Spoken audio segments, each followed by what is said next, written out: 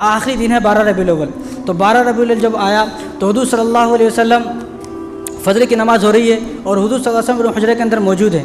تو فجر کی نماز ابوبکر صدیق رضی اللہ عنہ پڑھا رہے ہیں اور تمام صحابہ سیدھے پڑھ رہے ہیں.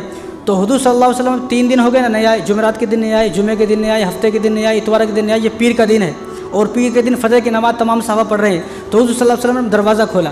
جب دروازہ کھولنے کی آہٹ سنی اور حضور صلی اللہ علیہ وسلم نے باہر جھانکا تو تمام صحابہ, حضرت انس رضی اللہ عنہ فرماتے ہیں کہ ہم یہ بھول گئے کہ ہم نماز میں ہیں, ہم یہ بھول گئے ہم نماز میں, ہم نماز کو توڑنے والے تھے, نماز کو توڑنے والے تھے. تو فوراً آپ صلی اللہ علیہ وسلم کو جب محسوس ہوا کہ صحابہ میری طرف گھومنے والے ہیں, چند صحابہ ایسے تھے جو حضور صلی اللہ علیہ وسلم بالکل گھومنے والے تھے, تو حضور نے فوراً جب حضور کو محسوس ہوا کہ صحابہ نمازوں کو توڑنے والے ہیں, میری طرف دیکھنے والے ہیں, کیونکہ حضور صلی اللہ علیہ وسلم کو 2 دن سے کسی نے دیکھا نہیں اور حضور صلی اللہ علیہ وسلم کو نہ دیکھتے تھے, ایسا صحابہ تو بے چین ہو جاتے تھے جب حضور کو نہ دیکھتے تھے, حضور کو دیکھے تو ان کو چین ملتا تھا.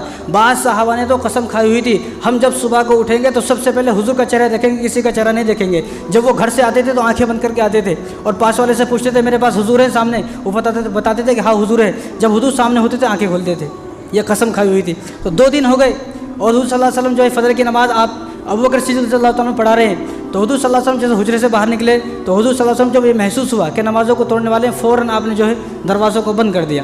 تو تمام صحابوں کو معلوم ہو گیا کہ دروازے بند ہو چکے ہیں. اس کے بعد حضور صلی اللہ علیہ وسلم نے حضرت علی کو بلایا اور حضرت علی کو بلانے کے بعد فرمایا کہ جو میرے 40 غلام ہیں ان کو آزاد کر دو, 40 غلام آزاد. آج ہم کیا بولتے ہیں اپنے بیٹے کو, فلاں کے پاس پیسے ہیں, وہ مر گیا تو ذرا لے لے اس سے پیسے, لکھا لے ذرا کس کس کے پاس پیسے ہیں. او بھائی مرنے والے ہو, کسی کے پاس اگر پیسہ ہے تو صدقہ چھوڑ کے معاف کر دو, صدقہ سمجھ کے معاف کر دو. یہاں دے دیا ہے قرضہ, وہاں جانے کے بعد آپ کو جو ہے نامہ اعمال میں صدقے کا ثواب لکھا جائے گا کہ اس نے صدقہ کیا ہے. اس کو معلوم میں نہیں کتنا صدقہ کیا ہے لیکن وہاں پر ملے گا. تو ہمیں اگر کسی کو قرضہ دیا ہوا ہے, مرنے والے ہیں تو چھوڑ دے, بھول جائیں. اگر بیٹا بولے بھی تو اس کے پاس پیسے ہیں تو بیٹے کو بولتے انہیں میرے کو دے دیا تھا پہلے ہی, تاکہ وہ صدقہ بن جائے. تو حضور صلی اللہ علیہ وسلم کے پاس 40 غلام تھے, 40 کے 40 غلام کو آزاد کر دیا. پھر حضرت عائشہ سے کہا کہ دیکھو گھر میں کتنے پیسے ہیں. جب ڈھونڈے تو گھر کے اندر صرف 7 درہم تھے. کتنے؟ 7 درہم تھے, 7. آج ہم مرتے تو ہمارے پاس 70 لاکھ روپے ہوتے, پھر بھی ہمیں یہ توفیق نہیں ہوتی کہ ہم مسجد میں کوئی فین بھی لگا دے. یہ توفیق ہمیں نہیں ہوتی. کوئی مدرسے میں کوئی ایک روم بنا دے, کوئی ایسا کوئی کام کر دے صدقہ جاری کا, مرنے کے بعد بھی ثواب ملے. تو حضور نے عائشہ نے فرمایا کہ صرف 7 درہم ہے. تو حضور نے فرمایا کہ ان 7 درہم کو بھی صدقہ کر دو. تو حضور صلی اللہ علیہ وسلم نے وفات سے پہلے 40 جو غلام تھے ان کو آزاد کر دیا, اور 7 درہم تھے ان کو بھی جو ہے صدقہ کر دیا. اس کے بعد حضور صلی اللہ علیہ وسلم جو ہے عائشہ رضی اللہ عنہ کی گود میں لیٹے ہوئے تھے, آپ کا سر گود میں تھا.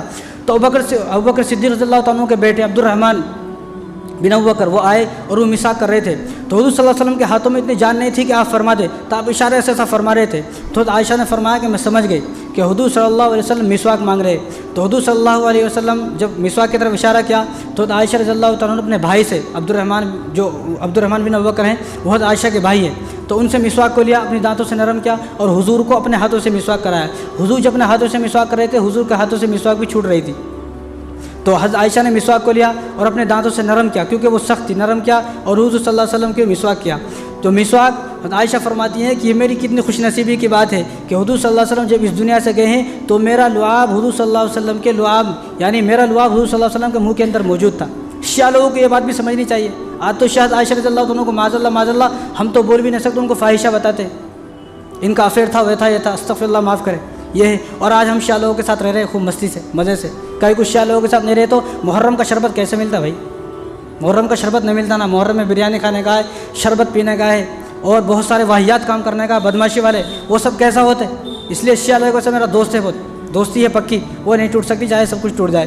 تو عائشہ رضی اللہ تعالیٰ کو تو شیعہ لوگ معاذ اللہ اللہ معاف کرے فاحشہ بتاتے تھے. تو ان لوگ ان چیزوں پر غور کریں. تو عائشہ نے فرمایا یہ میری کتنی خوش نصیبی کی بات ہے کہ میرا آخری وقت میں حضور صلی اللہ علیہ وسلم کے منہ کے اندر ان کے لعاب کے ساتھ میرا لعاب بھی ملا, اور ان کے منہ کے اندر میرا تھوک, جب ان کا انتقال ہوا, جو وفات ہوئی, کہ ان کے منہ کے اندر میرا لعاب موجود تھا. اس کے بعد آپ صلی اللہ علیہ وسلم اپنے پاس ایک پانی منگایا, اس پانی میں سے ٹھنڈا پانی اپنے منہ پر مار رہے ہیں اور فرما رہے ہیں اللہم للموت سکرات, اللہم للموت سکرات, اللہم للموت سکرات, یہ الفاظ فرما رہے ہیں. یعنی کیا مطلب ہے کہ عائشہ, حضور نے عائشہ کو مخاطب کر فرمایا ان للموت سکرات, ہے عائشہ کہ بے شک موت کی سختی ہوتی ہے. کوئی آدمی نہ سوچے کہ موت کی سختی نہیں ہوتی ہے, موت کی سختی ہوتی ہے. اور اپنے چہرے پر مار رہے ہیں, اور حضور صلی اللہ علیہ وسلم کو معلوم ہو چکا ہے آج میرا آخری دن ہے. فوراً جبرائیل علیہ الصلوۃ والسلام آ گئے. کون آ گئے؟ جبرائیل علیہ الصلوۃ والسلام آ گئے اور فرمایا کہ رسول اللہ کہ باہر ملک الموت کھڑے ہیں. اجازت مانگ رہے ہیں، اگر آپ کی اجازت ہو تو اندر آ جائیں، اگر آپ کی اجازت ہو تو اندر آ جائیں۔ تو حضور نے فرمایا جب یہاں تک آ گئے ہیں تو اندر بھی بلا لو۔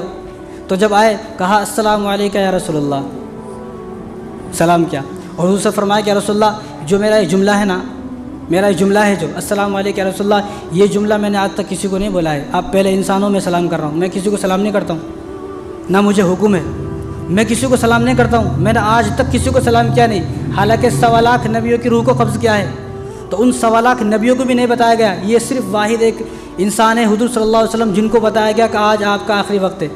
تو حضور نے پوچھا کہ اسرائیل کیا حکم ہے؟ تو اسرائیل علیہ السلام نے کہا یا رسول اللہ مجھے حکم وہ ہے کہ آپ کو لے کے آ جاؤں، لیکن اللہ تبارک و تعالیٰ نے آپشن دیا ہے، اگر وہ رہنا چاہیں تو ان سے پوچھ لینا، اگر وہ چند دن اور رہنا چاہے دنیا میں رہ لینا، اگر آنا چاہے تو لے آنا۔ تو حضور صلی اللہ علیہ وسلم جبرائیل سے پوچھا کہ جبرائیل تم بتاؤ رہوں یا چلا جاؤں؟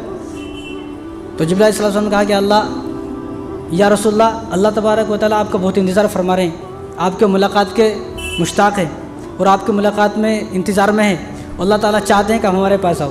کہا کہ رسول اللہ، حضور نے فرمایا کہ ٹھیک ہے، پھر اللہ تبارک و تعالیٰ میری ملاقات کے مشتاق ہیں، وہ چاہتے ہیں میری ملاقات، تو ٹھیک ہے میری روح قبض کر لو۔ جیسی روح قبض کرنے والے تھے تو حضور نے ان کو روکا، ذرا رکے۔ جبرائیل صلی اللہ علیہ وسلم کو بلایا، پوچھا کہ اللہ تبارک و تعالیٰ سے یہ پوچھ کے آؤ میری امت کا کیا ہوگا میرے مرنے کے بعد، ایسا تو نہیں جس طرح پہلے نبی آئے اور آئے ان کے نبی جانے کے بعد پورے جو ہے سب کے سب لوگ جو دین سے پھر گئے، ختم ہو گئے، عذاب آ گیا، اللہ تبارک و تعالیٰ عذاب کے ذریعے سب کو ختم کر دیا۔ تو جبرائیل صلی اللہ علیہ وسلم گئے، دیکھو آخری وقت میں بھی حضور صلی اللہ علیہ وسلم ہمیں بھولے نہیں۔ تو جب آئے، آ کر انہوں نے بتایا کہ اللہ تعالیٰ فرما رہے ہیں کہ میں آپ کے جانے کے بعد بھی آپ کی امت کو ایسا نہیں چھوڑوں گا، بلکہ ہم ہر وقت اور ہمیشہ آپ کی امت کے ساتھ رہیں گے۔ وَنَحْنُ أَقْرَبُ إِلَيْهِ مِنْ حَبْلِ الْوَرِيدِ، یہ تمہاری رگیں ہیں نا، یہاں پر رگ، گلے کی نگ ہے، ان رگ سے بھی زیادہ قریب اللہ تعالیٰ نے فرمایا کہ میں ان کے قریب ہوں۔ تو اللہ حضور نے فرمایا کہ ٹھیک ہے، جب اللہ تبارک و تعالیٰ نے یہ وعدہ کر لیا ہے، یہ وعدہ اللہ تعالیٰ نے کر لیا ہے کہ میری امت کو نہیں چھوڑیں گے، ٹھیک ہے میں بھی تیار ہوں۔ تو آپ صلی اللہ علیہ وسلم کی روح کو قبض کر لیا گیا، اور حضور صلی اللہ علیہ وسلم کے جو آخری الفاظ ہے، حضور صلی اللہ علیہ وسلم، یہ الفاظ ہم صحیح سلامت نہیں کر رہے ہیں، اور حضور صلی اللہ علیہ وسلم کے الفاظ دیکھو آپ، حضور صلی اللہ علیہ وسلم کی جو وفات ہونے والی ہے تو حضور نے فرمایا کہ اللہم اغفر لی، اللہم اغفر لی وارحمنی والحقنی بالرفیق الاعلیٰ، یا اللہ میری مغفرت فرما، یا اللہ مجھ پر رحم فرما، یا اللہ مجھے رفیق اعلیٰ سے ملا دے۔ رفیق اعلیٰ بولے تو جو نبی، تمام نبی اس دنیا سے چلے گئے مجھے ان سے ملا دو۔ آج ہم زندہ رہتے ہوئے اچھے خاصے بھی یہ دعا کرنے تیار نہیں ہے اللہ میری مغفرت فرما، کیوں؟ کیونکہ میں سوچتا ہوں ارے میں تو بخشا ہوں، جنت میرے واسطے بنائے نا بھائی، جنت کی چابی میرے جیب میں ہے، ہم لوگ یہ سوچتے ہیں۔ اور حضور کا یہ حال ہے، حضور فرمائے اللہم اغفر لی وارحمنی والحقنی بالرفیق الاعلیٰ، یا اللہ میری مغفرت فرما، مجھ پر رحم فرما، اور مجھے جلد سے جلد رفیق اعلیٰ سے ملا دے۔ اور یہاں پر حضور صلی اللہ علیہ وسلم کی جو ہے روح قبض کر لی گئی، اور حضور صلی اللہ علیہ وسلم وفات پا چکے، انا للہ و انا الیہ راجعون۔ تو حضور صلی اللہ علیہ وسلم کا جب وفات ہوئی تو حضور صلی اللہ علیہ وسلم اس وقت 63 سال 4 دن اور 6 گھنٹے کے تھے، آپ کی جو عمر مبارک ہے وہ 63 سال 4 دن اور 6 گھنٹے کی آپ صلی اللہ علیہ وسلم کی عمر مبارک ہے۔